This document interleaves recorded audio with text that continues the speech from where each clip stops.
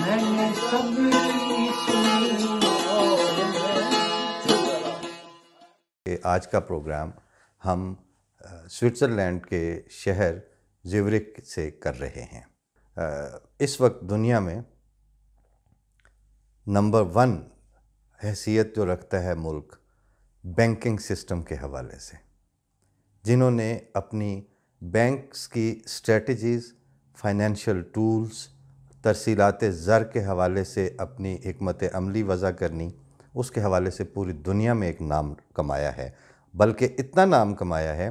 کہ ان کی ساری سروائیول، ان کی جو بقا ہے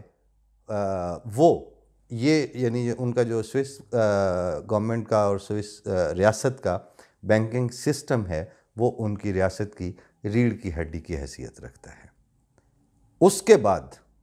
اگلا ایک سوال بھی آیا جو ہم نے یہاں پہ سوئٹزرلینڈ میں جو اپنے دوست ہیں ان سے یہ کہا کہ 2-3 سوالات تو پیش کرنے ہیں اور ان کے اوپر ریسرچ ورک کی بہت ضرورت ہے۔ ایک، جس وقت پوری دنیا پہ جنگ اپنی ساری ہولناکیوں کے ساتھ مسلط تھی، ورلڈ وار سیکنڈ، فرسٹ، اس زمانے میں ہر جگہ وہ داستانیں رقم ہوئی ہیں بربریت کی، انسانیت سوز مظالم کی، اس زمانے میں یہ ایک چھوٹا سا ملک، چھوٹا سا حصہ، چھوٹا سا خطہ، کوئی اس کا رقبے کے لحاظ سے یہ یورپ کے باقی ملکوں کے مقابلے میں کوئی بہت بڑا ملک نہیں ہے، لیکن کیا ہوا کہ چاروں طرف آگ جل رہی تھی، چاروں طرف اس کی لپٹیں آسمان کو چھو رہی تھیں اور آسمان سے بھی آگ برس رہی تھی۔ وہ اس وقت کی جو بمبارڈمنٹ ہے وہ تو ابھی تک تو اس جیسی بمبارڈمنٹ دوبارہ دیکھنے اور سننے میں نہیں آئی کبھی، لیکن اتنا خطہ، وہ کون سے سوشیو پولیٹیکل، بلکہ ایسے کون سے پولیٹیکل پیکٹس اور کیسی اسٹریٹجیز اور کون سی حکمت عملیاں تھیں جو ان کے انٹیلیجنشیا، ان کے اسٹیٹسمین، ان کے لیڈرشپ نے ایٹ پلیس رکھیں، کس معاہدوں کی نوعیت کیا تھی کہ ہر طرف آگ اور خون کی ہولی کھیلی جاتی رہی، لیکن یہ حصہ، یہ خطہ بالکل اس کے اندر امن سے رہا، چین سے رہا، ان کی تباہی نہیں ہوئی، انہوں نے بربادی سے اپنے عوام اور اپنے لینڈسکیپ اور اپنے عمارتیں، ہر چیز کو بچا لیا۔ یہ اس کے اوپر بھی کیونکہ ایسا نہیں ہوتا، جیسے لمبا عرصہ انسانوں نے ان لیبارٹریز اور ہیلتھ سائنسز کے بڑے بڑے اداروں کی موجودگی کے بغیر سانپ کٹتا رہا، لوگ مرتے رہے، ان کو پتہ چلتا رہا یہ سانپ کاٹے تو ایسے مرتے ہیں، یہ سانپ کاٹے تو ایسے مرتے ہیں۔ اب جا کے وہ وقت آیا ہے کہ ہمارے دور میں اب ہمارے لیے ضروری نہیں ہے کہ ہم کوئی سانپ دیکھیں، اس کے منہ میں انگلی دیں، کٹوائیں، مریں اور پھر یہ ثابت کریں کہ سانپ کاٹنے سے بندہ مر جاتا ہے۔ اب ہم نے انسانیت کا جو پچھلے 6000 سال کا یا معلوم تاریخ کے لحاظ سے 1,00,000 سال میں بھی انسانوں نے پتہ نہیں کیا کیا کچھ سیکھا ہے، کیسے کیسے زندگی یہاں تک آئی ہے، ہم نے ان تجارب سے ایسا سبق سیکھا ہے کہ اب کوئی سانپ کے منہ میں انگلی نہیں دیتا۔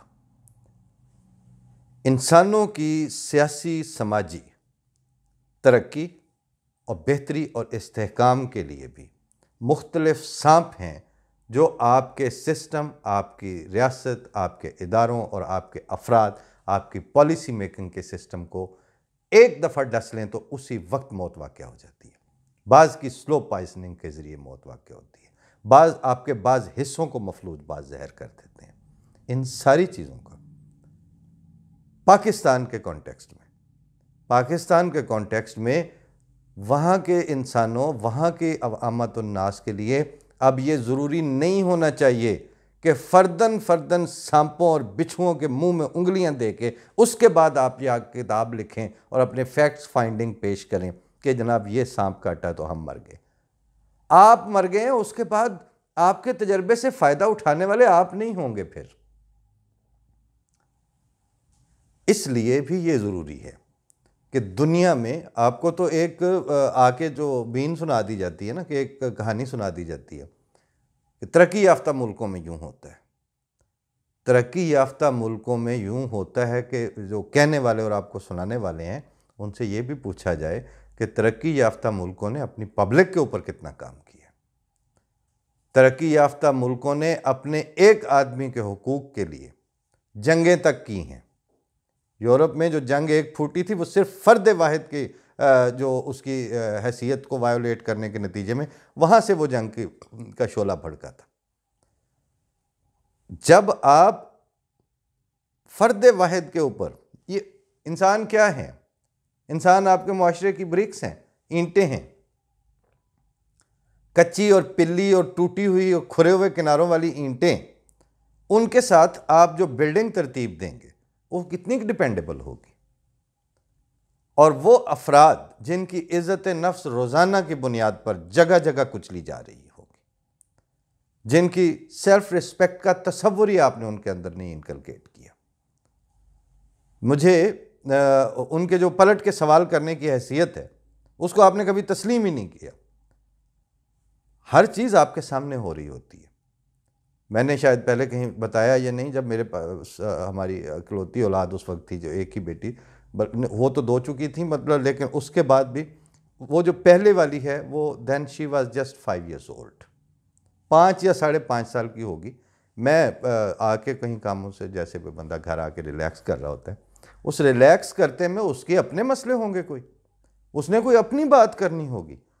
اور وہ پوری سنجیدگی سے آئی ہے کہ میں نے اب پاپا سے یہ بات ڈسکس کرنی ہے۔ تو وہ دھم جناب جب دروازہ یوں کھول کے، اور کوئی بات بھی میں کہیں کر رہا ہوں گا ٹیلی فون پہ یا ویسے کسی کے ساتھ، تو میں نے جو ہی وہ انٹر ہوئی، پاپا یہ، میں نے کہا مجھے، پہلے میں نے اس کو روکنے کی کوشش کی کہ ابھی نہ کرے، نہیں یہ بات کرنی ہے۔ جب وہ دوسری دفعہ اس نے اصرار کیا تو جب بات کرنے لگی تو میں نے روایتی جو ماں باپ ہمارے ہاں جو کرتے ہیں ان کی طرح، چپ کرو مجھے پتہ ہے تم نے کیا کہنا ہے، مجھے پتہ ہے کہ آپ کیا بات کرنا چاہتی ہو۔ اس نے آگے سے یہاں کر کے اس نے ہاتھ رکھا، اور چھوٹے چھوٹے ہاتھ اور انگلی یہاں کر دبا کے، پاپا میں نے ابھی بات کی نہیں ہے تو آپ کو کیسے پتہ ہے میں نے کیا بات کرنی ہے؟ بس یہ لمحہ کافی ہو گیا، وہیں رک گیا میں نے کہا نا بیٹے آپ کا موقف ٹھیک ہے، آپ کی بات ٹھیک ہے، کہ آپ نے ابھی بات واقعی نہیں کی ہے تو مجھے کیسے پتہ چل سکتا ہے اس بات کا؟ اب اس کے اوپر ہزاروں طرح سے بحث اٹھائی جا سکتی ہیں، لیکن وہ جو آپ کا 5 years old kid ہے، اس کو آپ نے اگر اس وقت اس کی بات کو اہمیت نہیں دی اور اس کے موقف کو سننے کی طرف توجہ نہیں کی، تو بھول جائیں کہ کل کو آپ کانفیڈنٹ نسلیں جو ہیں وہ دنیا کو دے سکیں گے۔ اسی طرح سے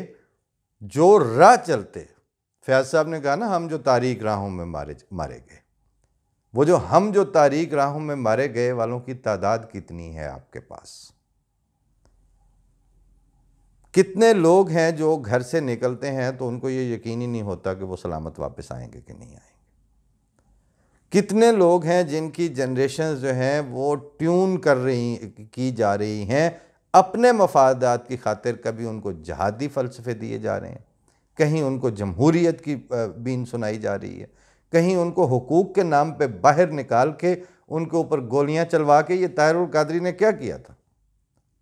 جس دھرنے کی بنیاد پر وہ کبھی ایچکنی شیروانی کھول کے کہتا تھا مجھے گولی مار دو، کبھی کچھ کہتا تھا، کبھی کچھ کہتا تھا، 14 بندے جس وقت، اس کو تو گولی کس نے کیا مارنی تھی؟ اور دوبارہ جہاں گولی کھانے والا گیلی بننی کے اوپر، منڈیر کے اوپر، اس نے دوبارہ پاؤں نہیں رکھا کبھی۔ لیکن وہ جو 14 افراد مارے گئے تھے اس وقت ماڈل ٹاؤن میں، ان کا کوئی سائیں خصم بنا ہے ابھی تک؟ ان کے اوپر کسی نے بات کی ہے؟ وہ اس وقت بہت باتیں ہوئیں جی، فیکٹ فائنڈنگز ہو جائیں گی، JIT بھی بن گئی، سب کچھ ہو گیا۔ یہ اس طرح 14 آدمیوں کا خون جو ہے وہ یوں صفحہ ہستی سے اس کے اوپر تحقیق کا دروازہ تک بند ہو گیا۔ ہوا کیا تھا؟ ایکٹیویزم کے لیے نکلے تھے نا۔ اس وقت کیا ہوا تھا کہ جی ہم حقوق لیں گے، ہم یہ کر دیں گے۔ ان نعروں کے نتیجے میں اگر وہ بندے اس وقت حقوق لینے نہ نکلے ہوتے تو آج اس وقت کم از کم جو بھی چھوٹی موٹی مزدوری کر کے اپنے بچوں کا پیٹ پال رہے ہوتے، کچھ نہ کیا ہوتا، وہ 14 میں سے اگر کوئی باپ تھا تو اس کے بچے آج اس کو دیکھ رہے ہوتے۔ اپنی اپنی جگہ پہ اپنی اپنی جوتیاں پہن کے وہاں سے ذرا سوچیں، صاحب اولاد جو ہے اس کو اچانک پتہ چلے کہ کل کسی وقت جو ہے وہ، کل کیا کبھی بھی میری پلاننگ کے بغیر مجھے میری فیملی سے یوں کاٹ کے تو تہ زمین سلا دیا جائے گا۔ یہ لیڈرشپ جو آپ کے لیے نہیں سوچ رہی. اگر آپ بات کرتے ہیں ناروے کی، اگر آپ بات کرتے ہیں سویڈن کی، اگر آپ بات کرتے ہیں انقلاب فرانس کی،